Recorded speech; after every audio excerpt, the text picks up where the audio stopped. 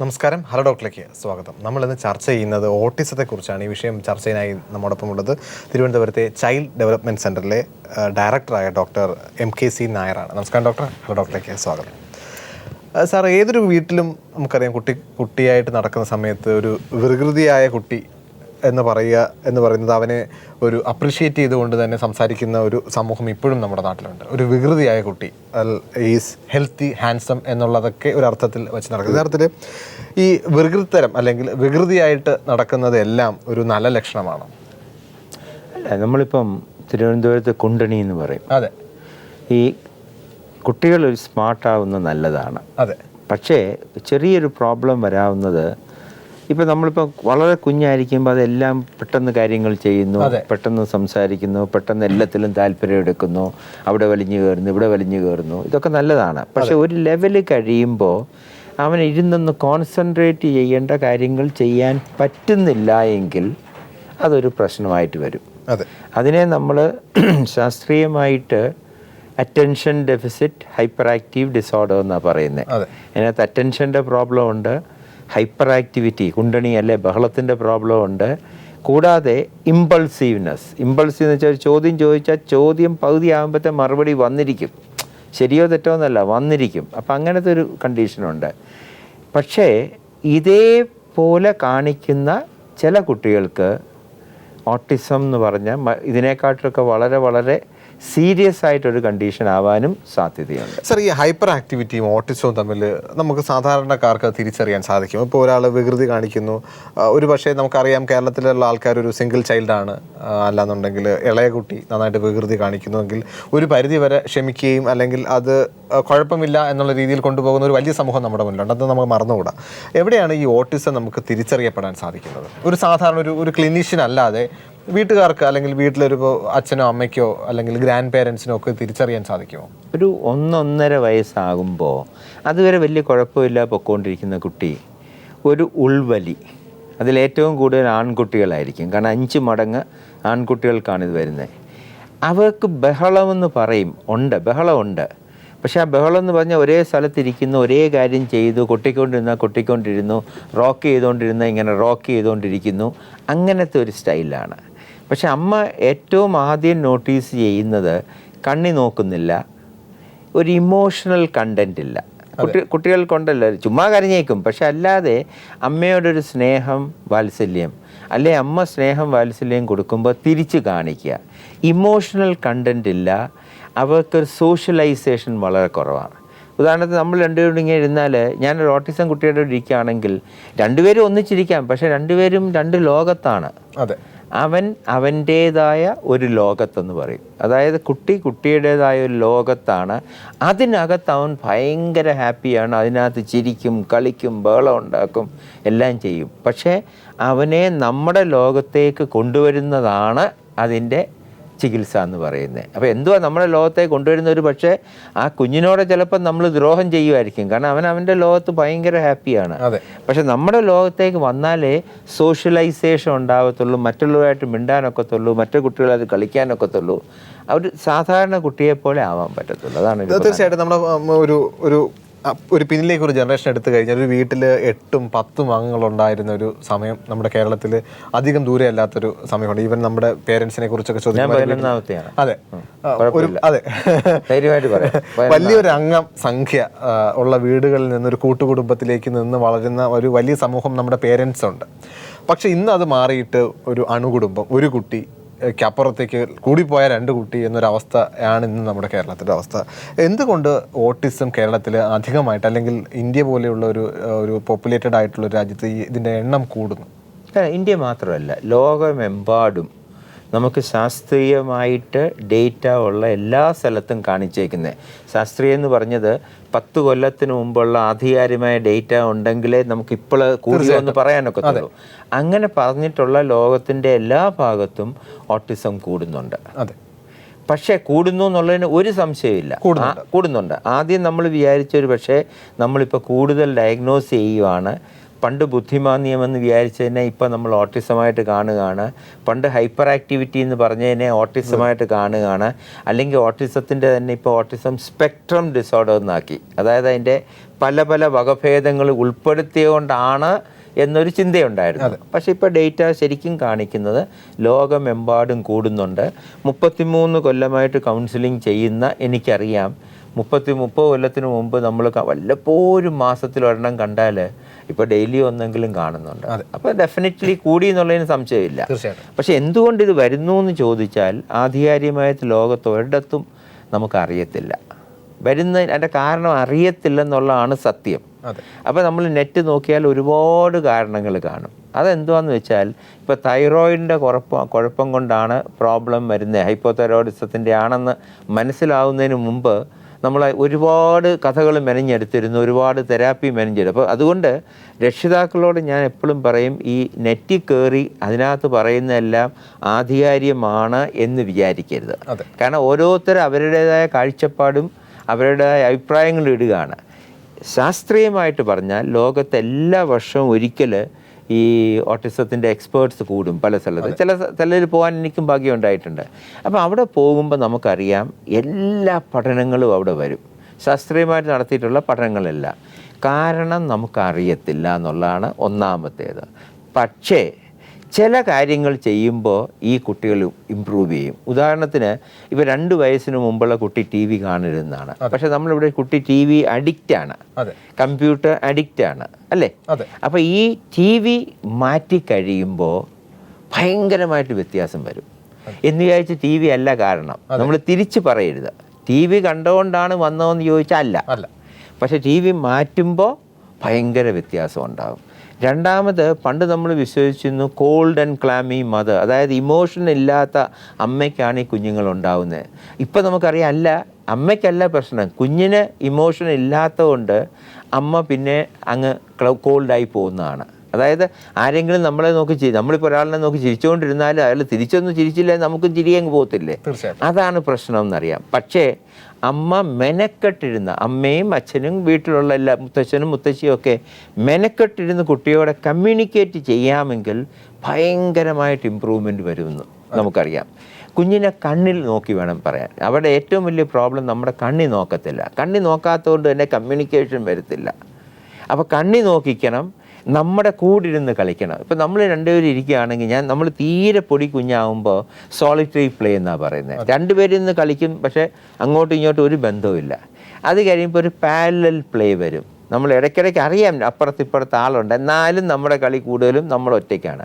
പിന്നാണ് ഇങ്ങനെ തിരിഞ്ഞ് നമുക്ക് 2 പേർ കൂടെ കളിക്കാമെന്ന് പറയുന്നത്. ഈ നമുക്ക് 2 പേർ കൂടെ കളിക്കാവുന്ന കളി ഈ കുട്ടിക്കില്ല. അവൻ്റേതായ കളിയേ ഉള്ളൂ, സോളിറ്ററി പ്ലേ ഉള്ളൂ. അപ്പോൾ അമ്മയും കുഞ്ഞും അല്ലെ അച്ഛനും കുഞ്ഞും കൂടെ ഈ അങ്ങോട്ടും ഇങ്ങോട്ടും കൂടെ എന്ത് കളിച്ചാലും അത് ഇമ്പ്രൂവ്മെൻ്റ് ഉണ്ടാക്കും. എന്തെന്ന് ചോദിക്കണ്ട, കാണാ ഗുണം എന്ത് വേണം ചെയ്തോ. ഞാൻ എപ്പോഴും പറയും, നിങ്ങൾ തമ്മിൽ എന്ത് വിട്ടി വേഷം കെട്ടിക്കോ, പക്ഷെ 2 പേരും അതിനകത്ത് പങ്കാളിയാകണം. അല്ല കുട്ടി അവിടെ നിന്ന് കളിച്ചുകൊണ്ടിരുന്നു, നമ്മൾ ഇവിടെ നിന്ന് എന്തൊക്കെയോ പറഞ്ഞില്ല. 2 പേരും ഇൻവോൾവ്മെന്റ് വേണം. അതിനകത്ത് പെതുക്കെ നമ്മൾ ഇമോഷണൽ കണ്ടന്റും കൊണ്ടുവരണം. അപ്പോൾ communication, joint play, joint attention, joint താല്പര്യങ്ങൾ. എന്നിട്ട് നമുക്ക് 2 പേർക്ക് ഒരേ താല്പര്യം, അത് വെറും സില്ലി ആയിരിക്കാൻ കാര്യം, പക്ഷേ നമുക്ക് 2 പേർക്ക് ഒരേ താല്പര്യം. എന്നിട്ട് കൂടുതൽ സമയം 2 പേരും ഒന്നിച്ച് ചിലവാക്കിയാൽ പെട്ടെന്ന് ഈ ഓട്ടിസം സ്വഭാവം മാറും. സാറിൻ്റെ അഭിപ്രായത്തിൽ എന്തുകൊണ്ട് കേരളത്തിൽ ഈ ഓട്ടിസം പോലെയുള്ള കാര്യങ്ങൾ അല്ലെങ്കിൽ ലോക ജനതയുടെ മുന്നിൽ തന്നെ കൂടി വരുന്നു? ഇപ്പോൾ നമ്മുടെ അണുകുടുംബം എന്ന് പറയുന്ന ഒരു അവസ്ഥ, ഒരു പക്ഷേ ഇപ്പോൾ പേരൻസിന് ജോലിയുണ്ട്, അച്ഛനും അമ്മയ്ക്കും ജോലിയുണ്ട്, ഒരു പക്ഷേ വീട്ടിലൊരു ജോലിക്കാരിയായിരിക്കാം, ഒരു പക്ഷേ ഒരു 2 വയസ്സ് കഴിഞ്ഞാൽ കുട്ടിയെ നോക്കുക, അല്ലെങ്കിൽ ഏർലി ചൈൽഡ്ഹുഡ് തന്നെ നോക്കുക. അപ്പോൾ അവരൊന്നും ഒരു പക്ഷേ ഒരു അമ്മ കാണിക്കുന്ന ഇമോഷണൽ അവസ്ഥയൊന്നും ഈ കുട്ടിയുടെ അടുത്ത് കാണിച്ചെന്ന് വരും. കാരണമായിട്ട് നമുക്ക് പറയാൻ പാടില്ല. കാരണമായിട്ടൊരു കാര്യം പറയുമ്പോൾ നമ്മൾ ആധികാരികമായിട്ട് പ്രൂവ് ചെയ്തിട്ടേ പറയാവൂ. പക്ഷേ ഒരു കാര്യം ഡെഫിനറ്റായിട്ട് നമുക്ക് പറയാം, പണ്ട് മനുഷ്യനുമായിട്ട് സംസർഗം ഉണ്ടായിരുന്നു. മനുഷ്യനും മൃഗങ്ങളുമായിട്ട് സംസർഗം ഉണ്ടായിരുന്നു. അവരെ നമ്മൾ ഇഷ്ടപ്പെട്ടിരുന്നു. വീട്ടിലൊരു പശുക്കുട്ടി ജനിച്ചാൽ അങ്ങ് കുഞ്ഞ് ജനിക്കുന്നതിനെക്കാട്ടി ത്രില്ലാണ്. കുട്ടികൾക്ക് കുഞ്ഞ് ജനിച്ചാൽ അത്രയും ത്രില്ലില്ല, കാരണം അവരെ തൊടാൻ സമ്മതിക്കത്തില്ല. പശുക്കുട്ടിയാണെങ്കിൽ നമുക്ക് ഉണ്ട്. കുട്ടി ഈ കോഴിക്കുഞ്ഞുങ്ങളുടെ പുറയിൽ ഓടിയാണെന്ന് കളിക്കുന്നു, ഈ പശുക്കുട്ടിയുടെ പുറയിൽ ഓടിയാണെന്ന് കളിക്കുന്നു, കിടാവിൻ്റെ മുമ്പിൽ കിടന്ന് ഓടിയാണെന്ന് കളിക്കുന്നു, ആടുണ്ടെങ്കിൽ ആടിൻ്റെ കുട്ടിയായിട്ട് അല്ലെ ആടുമായിട്ട് തന്നെ അത് കളിക്കുന്നു, വീട്ടിൽ പട്ടിയുണ്ട്. അപ്പം നമുക്ക് മനുഷ്യനുമായിട്ട് മനുഷ്യനും മൃഗങ്ങളുമായിട്ട് മനുഷ്യനും പക്ഷിയായിട്ടൊക്കെ വളരെ അടുത്ത ഇമോഷണൽ കണ്ടൻ്റ് ഉണ്ട്. പക്ഷെ ഇപ്പം നമ്മൾ റോഡിൽ കൂടെ പോകുമ്പോൾ കാണുന്നത് ഇങ്ങനെ പുറപുറത്ത് നടന്നുകൊണ്ടിരിക്കുന്ന ആൾ പോലും നമ്മളോടാണ് സംസാരിക്കാൻ നോക്കുമ്പോഴാണ് അവൻ്റെ ചെവിയിൽ എന്തോ കുന്തറാണ്ടോ ഉണ്ടെന്ന് മനസ്സിലായില്ലേ? അല്ലെ രണ്ട് ചെവി അടച്ച് എന്തോ വെച്ചിട്ട് അവന് എന്തോ നീ കേൾക്കുന്നപ്പാ, ചുറ്റും നോക്കത്തില്ല, ലോകം കാണത്തില്ല, മനുഷ്യരോട് താല്പര്യമില്ല, പൈസ പൈസ പൈസ പൈസ, ഇത് മാത്രം താല്പര്യമുള്ള ഒരു അഡൽട്ട് പോപ്പുലേഷൻ. അവർക്ക് കഥ വേണ്ട, കവിത വേണ്ട, ഒന്നും വേണ്ട. സിനിമ തന്നെ ആണെങ്കിൽ ഇങ്ങനെ ഫ്ലാഷായിട്ട് എന്താ ഈ 2020 ക്രിക്കറ്റ് പോലെ പെട്ടെന്ന് വന്നു പോകുന്നതേ ഇഷ്ടമുള്ളൂ. അപ്പം നമുക്കൊന്ന് ഇരുന്ന് ലോകം ഒരു എന്താ പറയുന്നത്, നദി കാണാനോ ഒരു കായൽ കാണാനോ അതിൻ്റെ അടുത്തിരിക്കാനോ ഓളങ്ങൾ ശ്രദ്ധിക്കാനോ കടൽ തീരത്തിരിക്കാനോ ഒന്നും നമുക്ക് താല്പര്യമില്ലാതെ വരുമ്പോൾ നമ്മുടെ കുട്ടികളും അതേ സ്റ്റൈലിൽ പോവുകയാണ്. മനുഷ്യനോടുള്ള ബന്ധം, വൈകാരിക ബന്ധം ഇല്ല. ഇതാണ് നമുക്കിന്ന് കാണുന്ന ഓട്ടിസത്തിൻ്റെ ഏറ്റവും വലിയൊരു കാരണം. വേറൊരു ഉദാഹരണം പറഞ്ഞാൽ, ഇപ്പം ഗൾഫിൽ നിന്ന് ഒരുപാട് കുട്ടികളെ നമുക്ക് വരുന്നുണ്ട്. അവരെ കുറ്റം പറയാൻ ഒക്കില്ല, കാരണം അച്ഛൻ ഹോൾ ഡേ ജോലി ചെയ്യുകയാണ്, വെളിയിൽ ഭയങ്കര ചൂടാണ്, അകത്ത് AC ആണ്.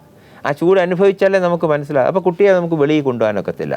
അച്ഛൻ വരാതെ ഒറ്റയ്ക്ക് പാർക്കിലൊക്കെ പോകാനൊരു പേടി അമ്മയ്ക്ക് കാണാം. അമ്മ ഇവിടെ നാട്ടിൻപുറത്തുള്ളതായിരിക്കും. അപ്പോൾ എന്തോ ചെയ്യും, കുട്ടി അകത്ത് തന്നെ ഇരിക്കുകയാണ്, അമ്മയ്ക്ക് ജോലി ചെയ്യണം, അമ്മയ്ക്ക് ഇതൊക്കെ ചെയ്യണം. അപ്പോൾ എന്തോ ചെയ്യും, അവൻ എന്തെങ്കിലും കളിപ്പാട്ടം ഇട്ട് കൊടുക്കും, അല്ലെങ്കിൽ TV ഇട്ട് കൊടുക്കും. അവൻ അവിടെ കിടന്ന് എന്തോ കട അടിക്കുന്നുണ്ട്, അപ്പോൾ അമ്മയ്ക്കും സന്തോഷം. പക്ഷേ അവൻ്റെ ലോകത്തേക്കായിട്ട് ഉൾവലിയാണ് എന്ന് അമ്മ മനസ്സിലാക്കുന്നില്ല. അപ്പോൾ ആ ജോലി ചെയ്യുന്നതിനിടയ്ക്കും അമ്മ അടുക്കളയിൽ നിന്ന് ഇങ്ങനെ സംസാരിച്ചുകൊണ്ടിരിക്കുന്നു, അമ്മയെ ഈ കുഞ്ഞുമായിട്ട് കമ്മ്യൂണിക്കേറ്റ് ചെയ്തുകൊണ്ടിരിക്കുകയാണെങ്കിൽ ഭയങ്കര വ്യത്യാസമുണ്ട്. തീർച്ചയായിട്ടും സാർ ഇത് നമുക്ക് ഈ ഓട്ടിസത്തിനെ സാറ് പറഞ്ഞപ്പോൾ തന്നെ ഇത് നമുക്ക് ഏർലി ഡയഗ്നോസ് ചെയ്യാൻ പറ്റുമോ? സാറ് പറഞ്ഞ പോലെ ഒരു വികൃതിയായ ഒരു കുട്ടി, ഈ കുട്ടിക്ക് ഒരുപക്ഷെ അച്ഛന് സംശയം അല്ലെങ്കിൽ അമ്മയ്ക്ക് സംശയം ഉണ്ടായിരിക്കും, ഇത് ഈ ഓട്ടിസത്തിലേക്ക് പോവുകയാണോ, അല്ലെങ്കിൽ ഇതിന് ഒരു ചികിത്സ വേണ്ടി വരുന്ന ഒരവസ്ഥയാണോ? ഒരു ഏർലി ഡയഗ്നോസിസ് പോസിബിൾ ആയിട്ടുള്ളൊരു കാര്യം. ആദ്യമായിട്ട് രോഗം എന്നുള്ളതിനെക്കാട്ടി ഒരു രോഗാവസ്ഥ എന്ന് പറഞ്ഞാൽ മതി, കാരണം ഇതൊരു രോഗാവസ്ഥയാണ്. ഇത് നമ്മൾ മനസ്സിലാക്കേണ്ടത് ഡീവിയേഷൻ എന്ന് പറയും. എന്തുവാ ഡീവിയേഷൻ എന്ന് പറയും? ഞാനിപ്പോൾ കൈ ഇങ്ങനെ പിടിച്ചാൽ 30 ആംഗിളാണ് ഇവിടെ നോക്കിയാലും കണക്കനുസരിച്ച് 30 ആംഗിൾ മാറുന്നില്ല. തീർച്ചയായിട്ടും. പക്ഷേ ഇത് ഇങ്ങോട്ട് വരുംതോറും അതിൻ്റെ വ്യാപ്തി കൂടുന്നു. അപ്പോൾ ഒരു ഓട്ടിസം ഉള്ളൊരു കുട്ടിക്ക് ഓരോ പ്രായം കഴിയും തോറും അതിൻ്റെ പ്രശ്നങ്ങൾ കോമ്പൗണ്ടിങ് ചെയ്തുകൊണ്ടിരിക്കും. സിമ്പിൾ ഇൻട്രസ്റ്റ് അല്ല, കോമ്പൗണ്ടിങ് ആയിട്ട് വരും. അപ്പോൾ അതുകൊണ്ട് തന്നെ നമ്മൾ എത്രയും നേരത്തെ കണ്ടുപിടിക്കണം. നേരത്തെ കണ്ടുപിടിക്കാൻ ഇപ്പോൾ അമേരിക്കയിലാണെങ്കിൽ 1 വയസ്സിന് താഴെയുള്ള കുട്ടികളുടെയൊക്കെ അവർ വീഡിയോ എടുത്ത് വെക്കും. എന്നിട്ട് ആ വീഡിയോ ആരെങ്കിലും ഇങ്ങനെ പരിശോധിക്കുമ്പം അതിൻ്റെ സ്വഭാവത്തിൽ എന്തെങ്കിലും വ്യത്യാസമുണ്ടോ എന്ന് നമുക്ക് അവിടെ ഏറ്റവും കൂടുതൽ റിസർച്ച് നടക്കുന്ന 1 വയസ്സിന് താഴെയുള്ളതാണ്. പ്രത്യേകിച്ചും ഒരു സിബ്ലിങ് അടുത്ത മൂത്ത കുട്ടിക്കുണ്ടെങ്കിൽ ഇടയ കുട്ടിക്ക് വരാൻ സാധ്യതയുണ്ടോ എന്ന് നമ്മൾ തന്നെ തിരിഞ്ഞു നോക്കുമ്പോൾ അമ്മയ്ക്ക് തോന്നും, ശരിയായിരുന്നു, എന്തോ അവനെ വ്യത്യസ്തമായിരുന്നു എന്ന് എനിക്ക് തോന്നിയിട്ടുണ്ടെന്ന് അമ്മ പിന്നെ പറയും. പക്ഷേ ഒരു 1.5 വയസ്സിന് മുമ്പ് സാധാരണ നമ്മൾ ഡയഗ്നോസ് ചെയ്യാറില്ല. 1 വയസ്സിന് ശേഷം 1.5 വയസ്സിനകത്താണിത് ഡയഗ്നോസ് ചെയ്യുന്നത്. 1.5 വയസ്സ് ഡയഗ്നോസ് ചെയ്താൽ മതി. ഇവിടെ നമ്മൾ മനസ്സിലാക്കേണ്ട ഒരു കാര്യം എന്ന് പറയുന്നത്, ഒരു ക്ലാസിക്കൽ ഓട്ടിസം വരുമ്പോൾ ഒരു 10-20 പേരെങ്കിലും അതിൻ്റെ ഇപ്പുറത്ത് ഓട്ടിസം ആണോ എന്ന് ചോദിച്ചാൽ അല്ല, അതിൻ്റെ വാലമുണ്ടോ എന്ന് ചോദിച്ചാൽ ഉണ്ട്. ഇത് വളരെ പ്രധാനമാണ്. കാരണം നമുക്ക് ഈ ശാസ്ത്രീയമായിട്ട് DSM-4 ഇപ്പോൾ DSM-5 എന്നൊക്കെ പറഞ്ഞ് ഡയഗ്നോസ്റ്റിക് ഇത് ക്രൈറ്റീരിയ ഉണ്ട്. ആ ക്രൈറ്റീരിയ വെച്ച് ഡയഗ്നോസ് ചെയ്ത ഒരാൾ പോലും ഓട്ടിസം അല്ലാത്ത ആവത്തില്ല. പക്ഷേ ഒരുപാട് പേര് ഓട്ടിസത്തിന് അടുത്ത് വന്നവരെ മിസ് ചെയ്തു പോകും. അപ്പം നമ്മളിവിടെ ചെയ്യുന്ന TABC എന്ന് പറയും, Trivandrum autism behaviour check list എന്ന് പറഞ്ഞ് ചൈൽഡ് ഡെവലപ്മെൻറ്റ് സെൻറ്റർ ഡെവലപ്പ് ചെയ്തൊരു കാര്യമാണ്. വളരെ സിമ്പിളാണ്, 39 ചോദ്യങ്ങളേ ഉള്ളൂ. അമ്മയ്ക്ക് തന്നെ കണ്ടുപിടിക്കാൻ പറ്റും എൻ്റെ കുട്ടിക്ക് ഇതുണ്ടോ. അപ്പോൾ അതിനെ ഒരു അമേരിക്കയിലും ലോകം മുഴുവൻ ഉപയോഗിക്കുന്ന ഒരു സ്കെയിൽ ഉപയോഗിച്ച്, കാർസ് എന്ന് പറഞ്ഞ ഒരു സ്കെയിൽ ഉപയോഗിച്ച് രണ്ടിനെയും കൂടെ തട്ടിച്ച് നോക്കിയപ്പം ഒരു പ്രത്യേക സ്കോറിന് മേളിലുള്ളവർക്ക് ഓട്ടിസം ആണെന്നും ആ സ്കോറിന് തൊട്ടടുത്ത് വരുന്നവർക്ക് ഓട്ടിസം നമ്മൾ പറയത്തില്ലെങ്കിലും അതിൻ്റെ ലക്ഷണങ്ങളാണ് എന്ന് നമുക്ക് മനസ്സിലാകും. അപ്പോൾ ഒരു അമ്മയോട് ഞാൻ പറയുന്നത്, ഇപ്പോൾ നമ്മളിപ്പോൾ കഴക്കൂട്ടത്ത് പോകണമെങ്കിൽ ഇടത്തോട്ട് തിരിയണം, നെയ്യാറ്റിങ്കര പോകണമെങ്കിൽ നമ്മൾ വലത്തോട്ട് തിരിയും. ഇവിടെ ഇരിക്കുന്നതനുസരിച്ച് ഇടത്തോട്ട് തിരിഞ്ഞാൽ കഴക്കൂട്ടം, വലത്തോട്ട് തിരിഞ്ഞാൽ നെയ്യാറ്റിങ്കര.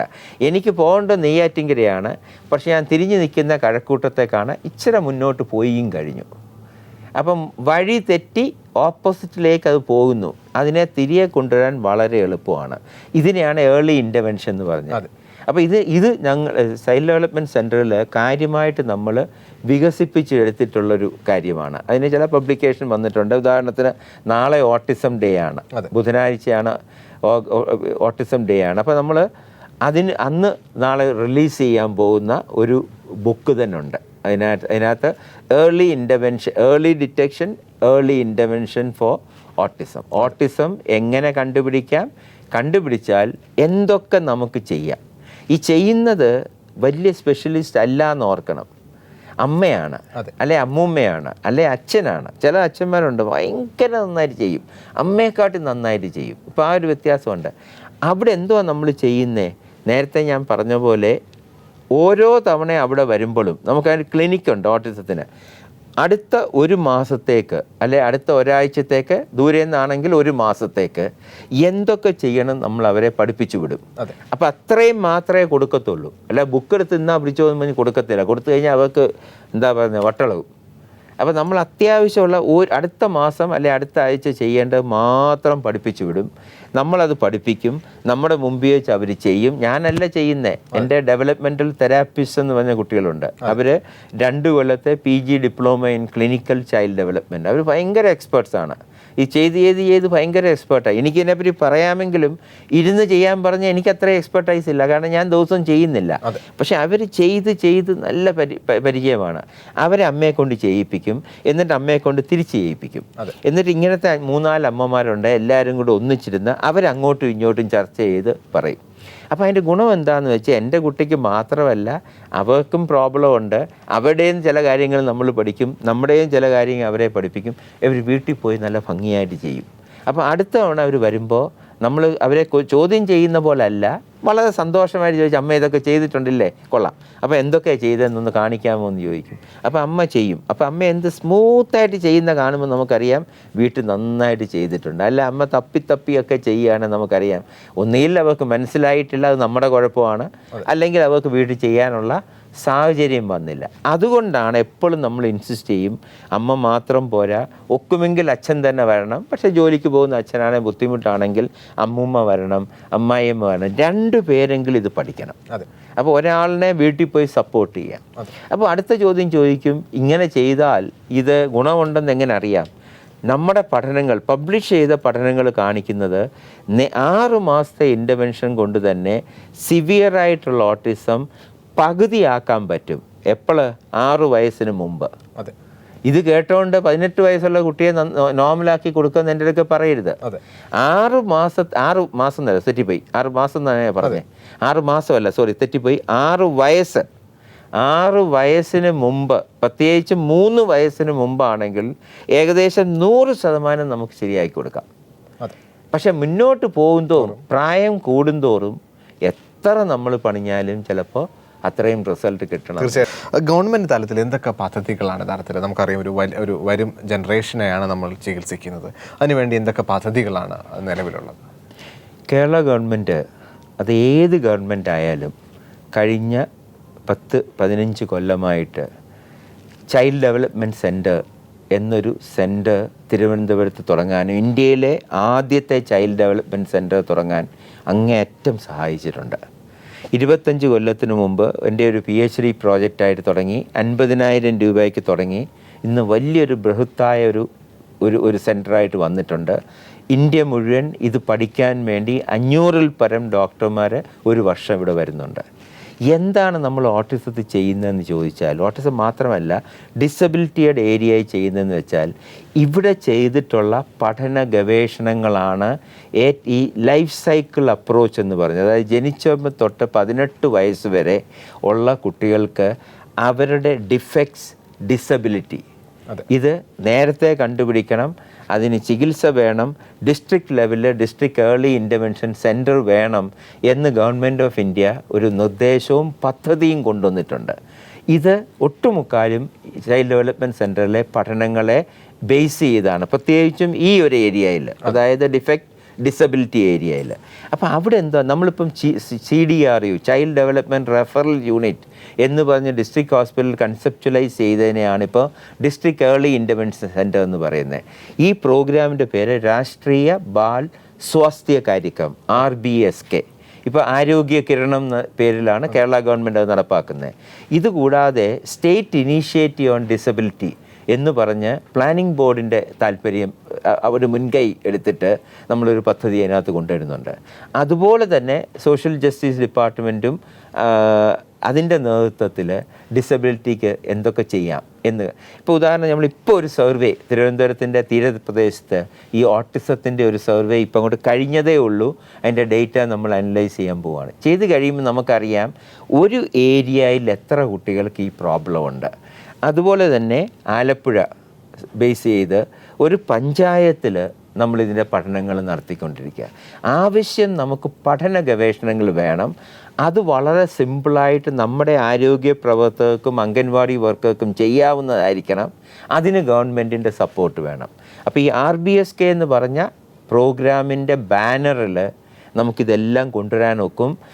ഈ കേരളത്തെ സംബന്ധിച്ചിടത്തോളം ഗവൺമെൻറ് ഓഫ് ഇന്ത്യ ഡോക്യുമെൻ്റ് അനുസരിച്ച് ചൈൽഡ് ഡെവലപ്മെൻറ്റ് സെൻറ്ററാണ് അതിൻ്റെ നോഡൽ ഏജൻസി ആയിട്ട് അവർ. തീർച്ചയായിട്ടും സാർ, നമ്മൾ സാധാരണ ഒരു പ്രേക്ഷകൻ ഇതുപോലെ നമ്മളൊരു കുട്ടിക്ക് ഒരു പ്രശ്നമുണ്ടെന്ന് തോന്നുകയാണെങ്കിൽ വളരെ ചുരുക്കി തൊട്ടടുത്ത് എന്താണ് അവർ ചെയ്യുക എന്ന് പറയുന്നത്? ഒരു പക്ഷേ എറണാകുളമോ കോഴിക്കോടോ ഉള്ള ആൾക്കിന് ഒരു പക്ഷേ തിരുവനന്തപുരത്ത് പെട്ടെന്ന് എത്തുക എന്ന് പറയുന്നത് ഒരു പക്ഷേ സ്വാഭാവികമായിട്ട് നടക്കാത്തൊരു കാര്യമായിരിക്കാം. പക്ഷേ എന്തായിരിക്കും ഒരു ഫസ്റ്റ് സ്റ്റെപ്പ് എന്നുള്ള രീതിയിൽ? കേരളത്തിലെ എല്ലാ പീഡിയാട്രീഷ്യനും, അതായത് ചൈൽഡ് സ്പെഷ്യലിസ്റ്റിനും കൂടെ നമ്മൾ ട്രെയിനിങ് കൊടുത്തിട്ടുണ്ട്. അതുകൊണ്ടൊരു ഓട്ടിസം കണ്ടുപിടിക്കാൻ അവർക്ക് ഒരു ബുദ്ധിമുട്ടുമില്ല. അച്ഛനമ്മമാർ ചെയ്യേണ്ടത് തിരുവനന്തപുരത്ത് കൊണ്ടുവരികയല്ല, അവരുടെ അടുത്തുള്ളൊരു ശിശുരോഗ വിദഗ്ധനെ കാണിക്കുക.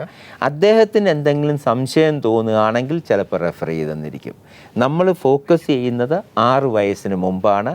6 വയസ്സിന് മുമ്പുള്ള കുട്ടികളെ നമുക്ക് നേരത്തെ കണ്ടുപിടിക്കാം, ചികിത്സയെന്ന് ഉദ്ദേശിച്ചു. തീർച്ചയായിട്ടും സാർ, സാറിൻ്റെ തിരക്കേറിയ സമയം കൈരളി പീപ്പിളിനോട് സഹകരിച്ചതിന് വളരെ നന്ദിയുണ്ട്. ഇനിയൊരു അവസരത്തിൽ തീർച്ചയായിട്ടും വീണ്ടും കാണാം. ഇനി നിങ്ങളുടെ അഭിപ്രായങ്ങളും നിർദ്ദേശവും ഞങ്ങൾ എഴുതി അറിയിക്കേണ്ട വിലാസം നിങ്ങൾക്കറിയാം. To the producer, hello doctor people, Malayalam communications limited, കൈലി ടവേഴ്സ്, പാളയം, തിരുവനന്തപുരം 34. നിങ്ങൾക്ക് ഇമെയിൽ ചെയ്യാം hello.peopletv.in എന്ന വിലാസത്തിൽ. പുതിയൊരു വിഷയമായി നാളെ വീണ്ടും കാണാം. അതുവരെ നന്ദി, നമസ്കാരം.